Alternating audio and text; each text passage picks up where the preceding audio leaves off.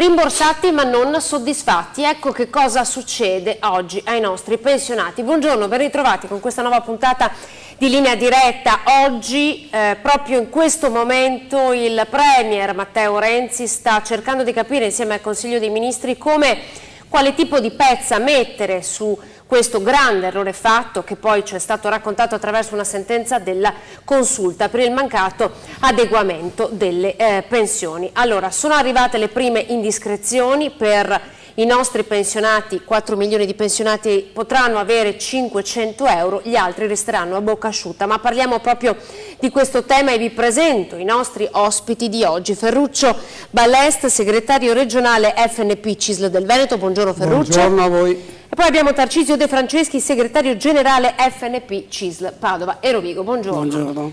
Con lui allora potremo anche fare proprio il focus nella provincia. Allora, sono 410.000 i pensionati che avanzano dei soldi dal governo. Che cosa è successo? La Consulta ha definito incostituzionale le linee di adeguamento delle pensioni per gli anni 2012-2013. Questo mancato adeguamento ha portato a moltissimi pensionati a non avere in sostanza una mensilità.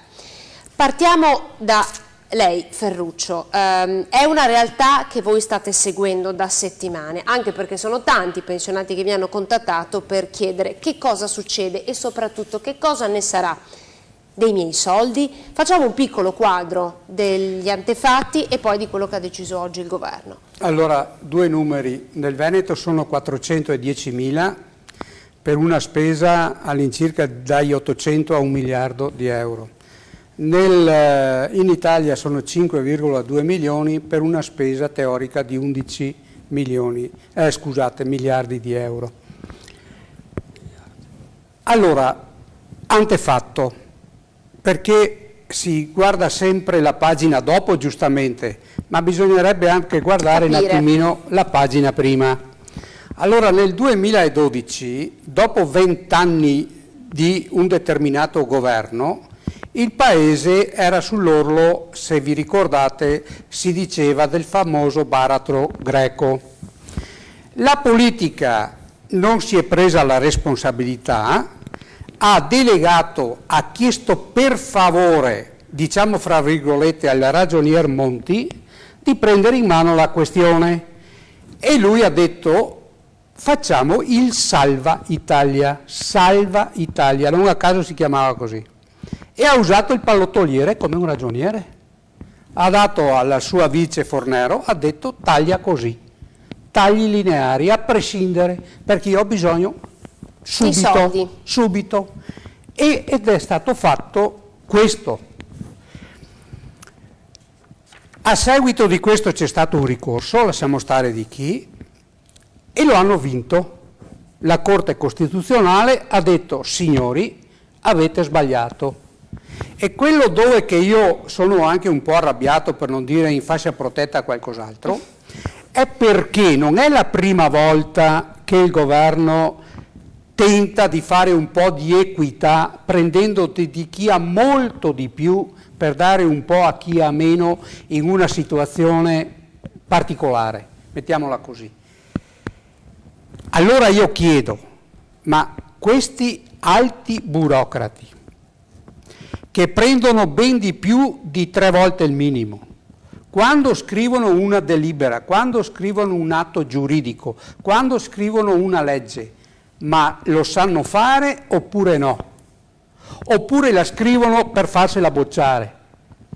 C'è stato l'errore, adesso il governo sta cercando di risolvere. Il governo tenta di risolverlo perché, preso atto della delibera della consulta, della condanna della consulta, bisogna che qualcosa faccia. Se non ci fosse stato questo ricorso, tutto sarebbe passato in sordina. Pace bene, allora voglio dire, prima di tutto io vorrei capire reiteratamente questi grandi burocrati se sono ancora al loro posto. Oggettivamente come cittadino me lo chiedo, credo siano ancora là, anzi avranno anche una promozione. Ma detto questo, io adesso prendo atto e voglio vedere come vanno avanti, perché fino adesso siamo alle indiscrezioni o quasi certezze.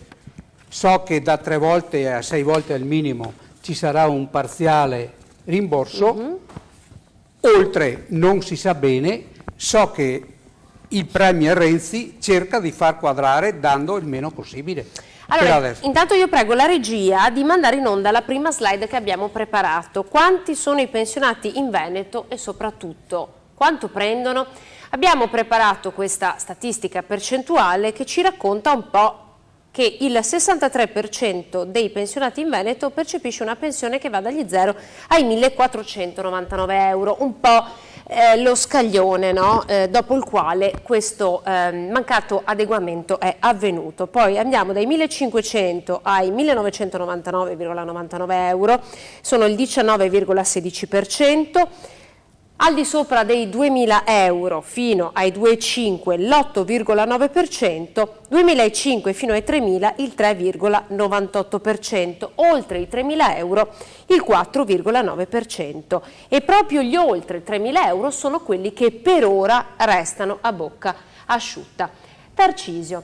Allora, il governo oggi ha spiegato che verranno restituiti 500 euro una tantum a partire dal 1° di agosto, però solo per chi percepisce una pensione dai 1.500 ai 3.000, quindi dai 3.000 in su per ora il governo non restituisce nulla. Commentiamo intanto questa scelta. Facciamo due conti. Allora, chi ha una pensione mediamente lorda sui 2.500 euro ha lasciato sul tappeto negli anni nel biennio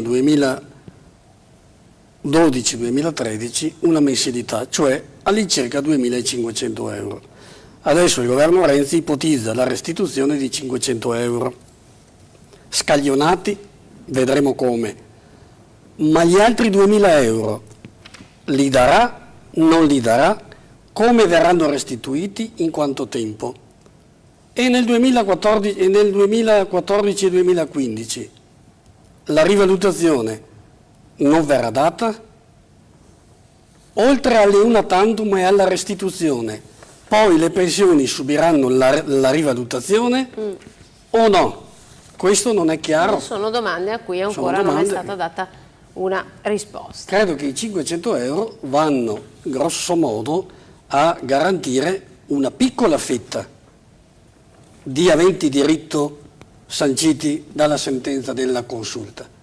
Bisognerà capire, e qui il fatto che ritardi l'uscita della posizione chiara di questo governo significa che non hanno una soluzione. Ci fa capire che non c'è una soluzione così immediata. Allora, per dare questi primi 500 euro, Renzi mette mano al tesoretto, 2 miliardi di euro, però il pacchetto completo dovrebbe essere di 11 miliardi, cioè i soldi che sono stati sottratti ai pensionati. Attenzione, 11 miliardi quantificati in 15 miliardi al lordo delle tasse. Qualcuno anche li fa salire a 18 miliardi sulla spesa del 2016, quindi sono davvero tanti soldi. Questo tesoretto era destinato a chi? Alla lotta contro le povertà, quindi alla fine stiamo togliendo qualcosa anche ad altri. Non vorrei che questo fosse il classico butto il sasso e poi ritiro la mano, cioè il giustificare che il governo Renzi dica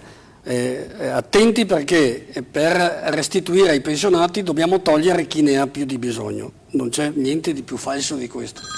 Quei 2 miliardi di tesoretto annunciati vadano dove devono andare, cioè dove ha indicato il governo, gli altri si vada a prenderli laddove devono essere presi. E dove sostanzialmente ci sono. Prendiamo subito una telefonata, vediamo chi ci chiama. Pronto? Pronto? Sì, pronto, buongiorno signorina, prego. Buongiorno signorina. Prego. Un'informazione, oltretutto sono una iscritta CISL, io chiamo da San Vito al Tagliamento, vorrei sapere com'è possibile avere il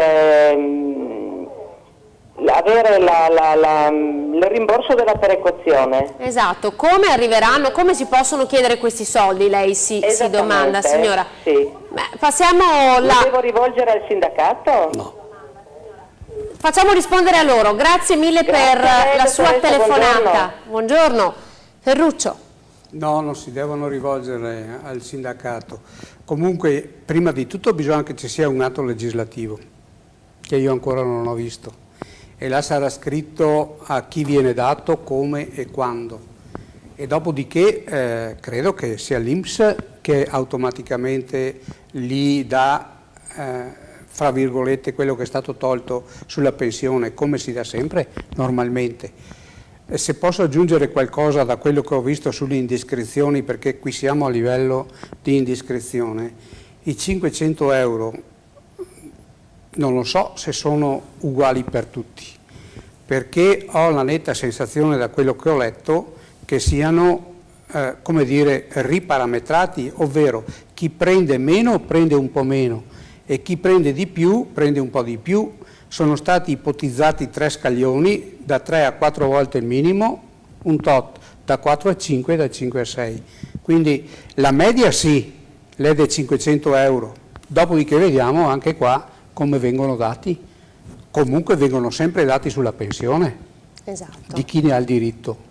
Esatto. Ecco, non ancora far domanda, ci mancherebbe altro se no.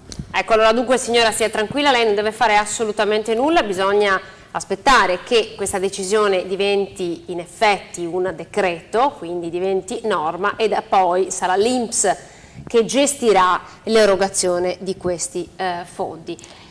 Anche a lei sono stati tolti dei soldi? Sì, beh. Quanti? Allora, in 2 anni 2.460 euro, in 4 anni, perché ci avviciniamo nel 2015, altrettanti. Dunque i pensionati stanno già dando e hanno dato e continuano a dare, però i vitalizi non vengono tolti. Però l'evasione fiscale aumenta, 180 miliardi accertati, e allora i posti dove andarli a prendere ci sono. Sempre meno persone, ovvero all'incirca il 10% degli italiani detiene quasi il 50% della ricchezza. Credo che un governo serio si debba porre delle domande. I posti per andarli a prendere ci sono. Allora, voi avete promosso una raccolta firme, che cosa chiedete? Allora noi, proprio sulla scorta di riequilibrare anche sul piano fiscale per un fisco più equo, stiamo raccogliendo in tutta Italia, e anzi qui prendo l'occasione di invitare tutti i pensionati, ma tutti i cittadini a recarsi presso il proprio comune o ai banchetti nei mercati, perché noi siamo presenti anche lì, o presso le nostre sedi, per sottoscrivere la propria firma, perché in più siamo, più possiamo intervenire anche sulla prossima legge di stabilità, per un fisco più equo e più giusto, perché la si smetta finalmente a fare aumentare l'evasione fiscale, perché questo è il grosso dramma del nostro paese. Allora, quando c'è da salvare l'Italia, i pensionati vengono usati come cassa, no? Perché non è la prima volta, lei diceva, Balest, che la consulta boccia un provvedimento del genere. Boccia un provvedimento del genere. Per quale motivo secondo lei il governo agisce in questo modo? Perché non ha, diceva prima Tarcisio, perché non ha la forza o la volontà o il consenso o quello che vuole o il coraggio di andare a fare equità veramente fiscale, perché lì è il vero punto. Noi viviamo sulla fiscalità generale, tanto incassi la massaia e tanto spendo per la famiglia. È una famiglia un po' allargata, un po' variegata, sempre più variegata, ma è la famiglia. Allora la fiscalità generale, la Costituzione dice che tu devi contribuire per quello che hai, in maniera progressiva. Viva Dio! Di proposte ne abbiamo fatto nell'arco degli anni, ma vediamo che l'evasione è sempre come una malattia che non smette mai. Stavo per paragonarla a qualche malattia incurabile, ma insomma non voglio farlo. Abbiamo detto: andiamo a capire il conflitto di interessi, come si può affrontare. Domanda e un esempio.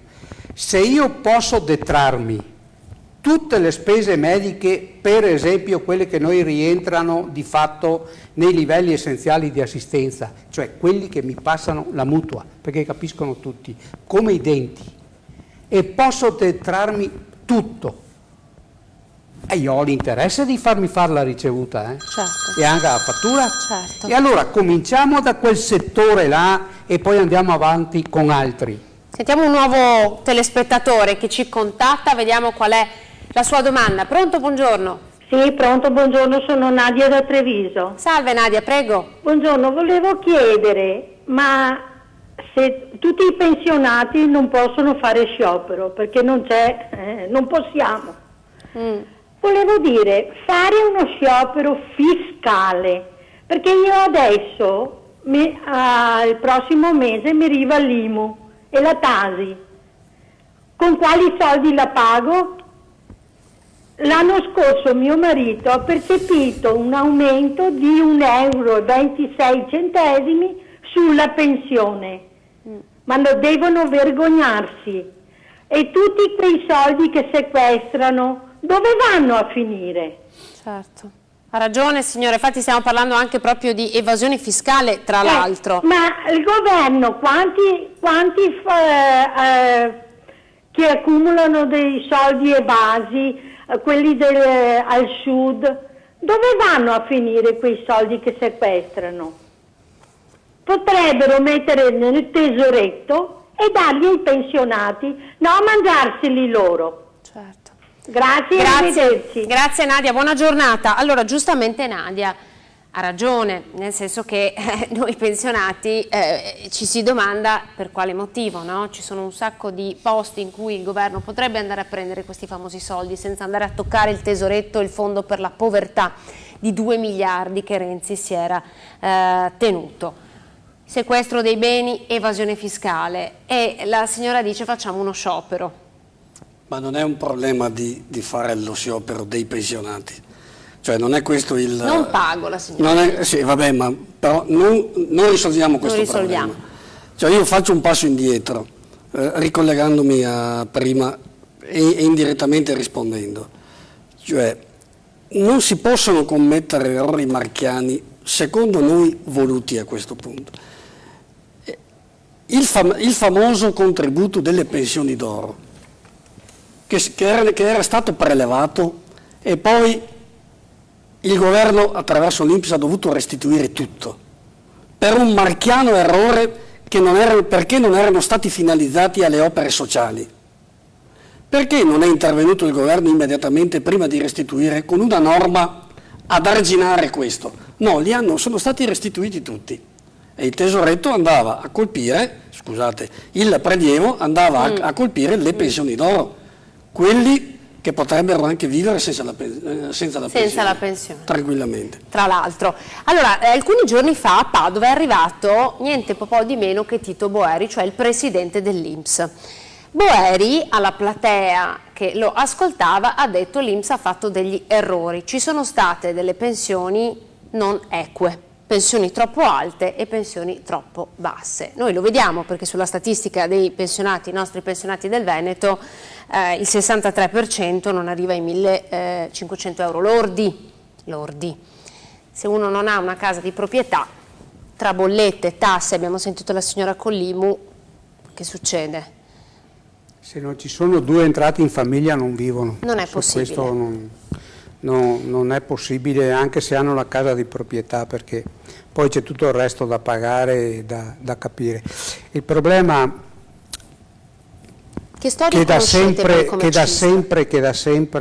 c'è in questo paese. Diceva prima il mio collega che la ricchezza viene tenuta in poche mani e mal redistribuita. Non metto in discussione chi se li guadagna in maniera onesta, per l'amor di Dio. Il problema vero è che quando dai un'assistenza sociale, che sia grande o che sia piccola, quella prima di tutto bisogna che sia certificata e dovuta, prima questione. E non sempre queste sono dovute e derogate a chi ha veramente bisogno. Adesso finalmente c'è l'ISE, quello con 2E, e quindi un po' di più equità ci sarà, e questo è uno strumento principe. Il problema vero è che in uno Stato di diritto, quando io ho versato determinati contributi per la mia pensione, quello è un mio diritto. E allora bisogna ragionare bene, prima di tutto se è possibile mettere un tetto. E qui c'è il problema dei problemi, perché toccare il diritto, poi vediamo come va a finire. Sulla redistribuzione del reddito io lo vedrei sempre e comunque verso una equità fiscale, perché è scandaloso che ci siano 180 miliardi, ma insomma sono 10 finanziarie. Prendiamo la telefonata, la terza di questa giornata, il tema è evidentemente molto sentito. Pronto? Sì, buongiorno, parla Margherita di Padova. Buongiorno. Niente, io sarei d'accordissimo che le pensioni venissero subito ridimensionate, non aspettare mesi e mesi e mesi, perché poi ad agosto Renzi, siccome che lui è il burattino dell'Italia e purtroppo ce lo dobbiamo tenere finché non va fuori, ci toccherà ad agosto, che io sarei una di quelle pensionate danneggiate, sono sicura che non entra quelli che dicono loro di pagare. Quindi è una vergogna avere solo della gente Italia come che c'è il governo, che uno che ci governa, che è il figlio di un non mi pronuncio perché sarei molto cattiva, perché uno che è stato accusato per aggiotaggio, sono talmente arrabbiata che queste cose qua non riesco neanche più a parlare. Comunque è uno schifo, bisognerebbe che i sindacati, come i signori della CISL e compagni, dovrebbero dire no, tu li fai rimborsare immediatamente i soldi. No, adesso ne abbiamo 18 oggi. Al 1° giugno ci dovrebbero essere i soldi, perché quando devono mettere una tassa non aspettano mesi e mesi e mesi, te lo dicono dall'oggi al domani. E dopo dicevano male di Berlusconi, ma ben venga che lui aveva tolto tante tasse. Senta, signora, ci vorrebbe una cosa, il grande Mussolini che tutti le fa schifo, però tutti io no. Sento la rabbia della signora. Signora, mi perdoni, quindi lei non crede alla promessa che ha fatto oggi Renzi? No. Non ci crede. Ok, grazie. Ma guardi, ma nel modo più assoluto, e lei guardi oggi 18 maggio del 2015, va bene, vedrà che il 1° agosto, entro fine luglio o cosa, Renzi, quel burattino perché è un mongolo, tirano fuori qualche altra storia, come ci sono il tesoretto, dopo non c'è più il tesoretto, ma vogliamo smettere di farci prendere in giro da un benemerito. Grazie signora. Perché mi sporco la mia... Percepiamo la sua rabbia, tenete conto sono arrivate 3 telefonate nel giro di 10 minuti, immaginiamo quanti sono i nostri pensionati veneti che sono vittime, no, di questo caos, che se possiamo definirlo, che ha creato il governo Monti con la legge Fornero.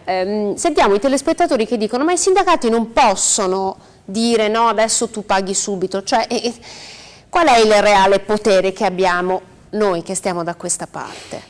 Valest. Noi siamo un corpo intermedio cosiddetto dello Stato, credibile, meno credibile, numeroso rispetto agli iscritti che abbiamo, eccetera, eccetera. Noi siamo una forza sociale di pressione.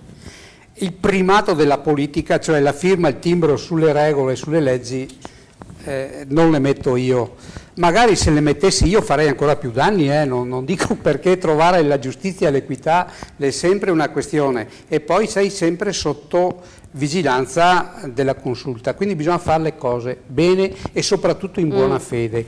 Ecco, detto questo, sulla quale noi ci stiamo spendendo, raccogliamo firme, sempre all'interno dell'alveo democratico, anche se sento più di qualcuno che vorrebbe resuscitare la buonanima perché di fronte a un panorama del genere alla fine si cerca la soluzione forte, ecco, che non serve. Ma detto questo è evidente che la gente è straincazzata. Perché? Perché vedono privilegi da una parte, vedono intoccabili da una parte e vedono sempre e comunque tartassati. O tartassati o comunque con prelievi poco dovuti dall'altra. Perché? Perché il bacino d'utenza dei pensionati è interessante anche per il fisco, per la monetizzazione istantanea quando si vuole fare cassa, perché sono tanti e quindi anche se togli 10 euro, 5 euro cada uno, lo moltiplichi per tot. Lei dice è più facile dare 80 euro Prodi per entrare in Europa, se non ci ricordiamo, ha fatto la stessa roba, ha fatto cassa con i pensionati, ha preso dalle pensioni, ha preso dai conti correnti, ha preso. E quindi la platea, essendo grande, è evidente che si va nel mucchio e si fa presto, e questa è la roba più scandalosa e iniqua che ci possa essere, perché quando poi si taglia così come ha fatto la Fornero, se hai o non hai non me ne frega, io lo tolgo. Da 3 volte il minimo in su hanno fatto proprio tabula rasa. 410.000 pensionati, solo in Veneto. Solo in Veneto. Pronto, la quarta telefonata. Sì, buongiorno. Prego. Buongiorno. Sto seguendo la trasmissione, no? Sono anch'io un pensionato, sono da Cittadella. Sì. Volevo chiedere una cosa, ma quando hanno fatto questo prelievo dei soldi dei pensionati, dove erano i sindacati?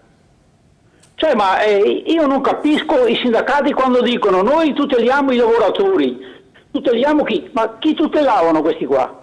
Se non salta fuori qualcuno che fa un esposto e che fa un reclamo, passava sotto questa cosa. Li abbiamo qua, li facciamo rispondere. Non ho capito. Li abbiamo qui con noi e allora gli facciamo rispondere. Cosa dice? Perfettamente, perché io mi sembra che se quel signore da Palermo non faceva rinuncia, passava sul banco. Io resto allibito a sentire adesso che i sindacati continuano a dire ma sì, ma pagano, non pagano, ma facciamo così.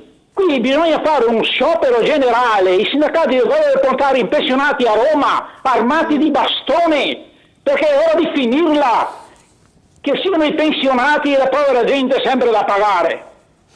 Grazie. Ma cosa stanno facendo i sindacati? Guardi, li abbiamo qui con noi. Mi sono infervorato. Grazie mille. È così? Li facciamo rispondere, grazie, arrivederci.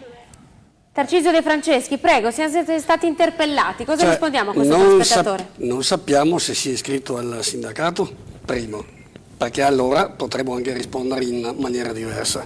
Però giustamente lui dice se non c'era il cittadino. Allora, cerco di ricordare che nel 2011 il governo Monti con la legge Fornero aveva garantito la rivalutazione solo alle pensioni fino a 500 euro ed è stato grazie alla pressione del sindacato tutto unito in quel momento a far sì che la rivalutazione fosse garantita fino a 3 volte l'ammontare del trattamento minimo, ovvero all'incirca il 63% dei pensionati anziché il 24-25%. Allora, non è vero che il sindacato era assente, non è vero che solo da Palermo hanno fatto il ricorso, che la consulta si è espressa, perché ricorsi ce ne sono tantissimi in giro, anche da parte del movimento sindacale. È chiaro che danno corso ai primi che arrivano e la consulta ha inteso a esprimersi su questo. Però per terminare la risposta, lo sciopero non serve assolutamente a nulla, perché serve solo a garantire comunque i soliti noti. Allora, prima di tutto, sarebbe stato corretto se lui si fosse espresso, se era iscritto o no al sindacato, perché se non era iscritto, lo dico, a quale titolo lui alza la voce. Noi garantiamo non solo gli iscritti al sindacato, ma garantiamo tutti con la nostra pressione. Ma ripeto, ricordare fa bene che nel 2011 il governo Monti con la legge Fornero garantiva esclusivamente alle pensioni integrate al trattamento minimo la rivalutazione annuale. Grazie alle pressioni che si sono succedute anche in maniera forte è stato fissato il tetto del 3 volte il trattamento minimo. Adesso con la legge, con la sentenza della consulta si andrà, secondo me sbagliando, a garantire fino a 6 volte il trattamento minimo, perché sulle pensioni d'oro non si dice assolutamente nulla, non si è più intervenuti sulle pensioni d'oro quando noi diciamo che deve essere messo un tetto alle pensioni, che le pensioni che eccedono, che non hanno ragione d'essere in tutta Europa, perché noi siamo un'anomalia. Allora su quelle pensioni il governo cosa intende fare? Chiedere il contributo di solidarietà, ricordandosi di finalizzarlo, perché altrimenti la consulta interverrebbe.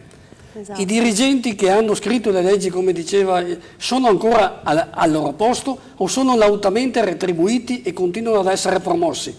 E questa è la grande battaglia. Quindi domandiamoci perché esistono ancora le pensioni d'oro.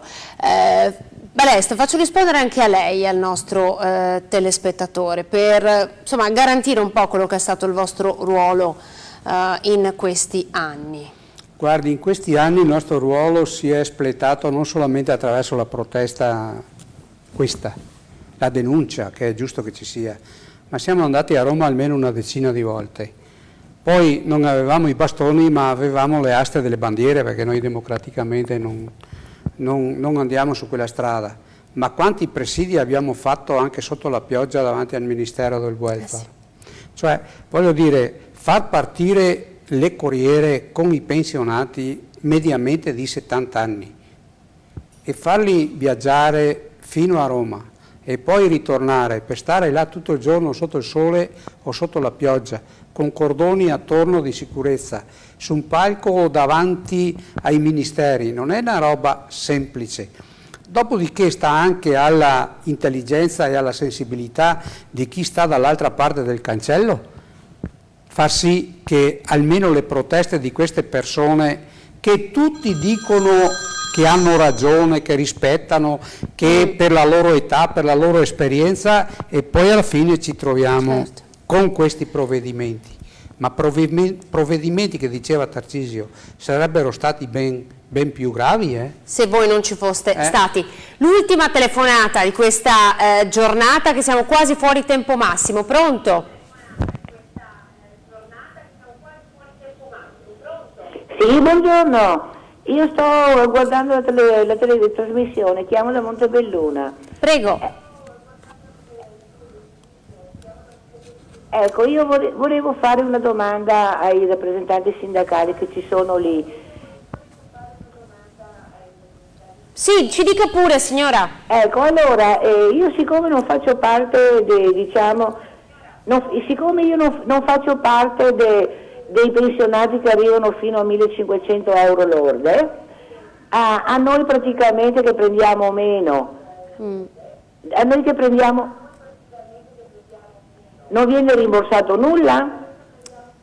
Grazie signora, abbiamo capito perfettamente il suo quesito. Allora, chi prende meno non è stato tolto nulla sostanzialmente, però giustamente, se non erro, la signora lascia intendere, sì, ma noi abbiamo delle pensioni che non sono praticamente mai state rivalutate, no? Con il costo della vita di adesso continuiamo a prendere troppo poco.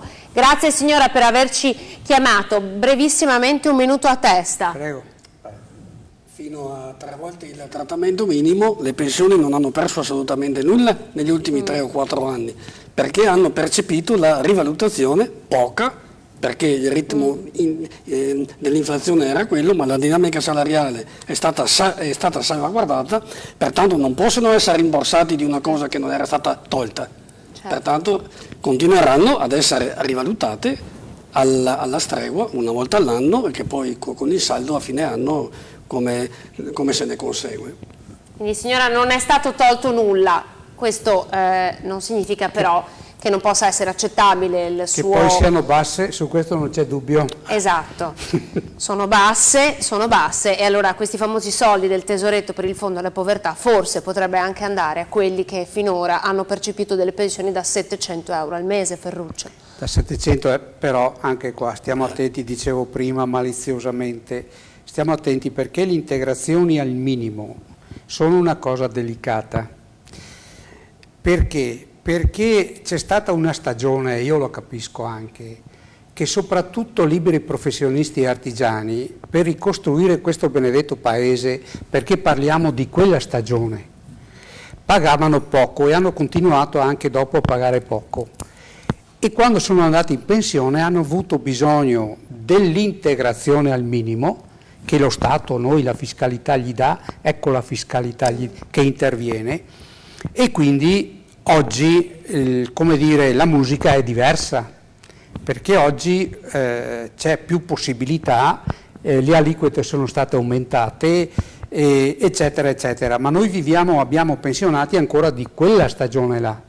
Ecco, quindi anche qua, ecco che l'intervento dell'ISEE con 2E sarebbe opportuno, perché io non posso avere magari pochi, ma un condominio di 20 appartamenti e prendere l'integrazione al minimo. Lo dico maliziosamente perché c'è una vasta platea di liberi professionisti, eccetera, eccetera. Oggi è completamente diversa la questione, però in quel tempo era così. Io devo salutare i miei ospiti perché purtroppo davvero siamo in chiusura. Prego la regia, benissimo, questo è il nostro cartello, ovviamente il numero di telefono, il sito internet a cui poter fare riferimento per qualsiasi cosa. FNP CISL del Veneto è a disposizione, avete sentito, hanno risposto a tutte le domande che sono arrivate in questa puntata. Io ringrazio Ferruccio Balestra, segretario regionale FNP CISL del Veneto, grazie mille. A voi. E grazie anche a Tarcisio De Franceschi, segretario generale FNP CISL di Padova e Rovigo. Grazie. Grazie a voi. A voi telespettatori, grazie per essere stati ancora una volta in nostra compagnia. Linea Diretta torna domani alla stessa ora, 13:15. Arrivederci.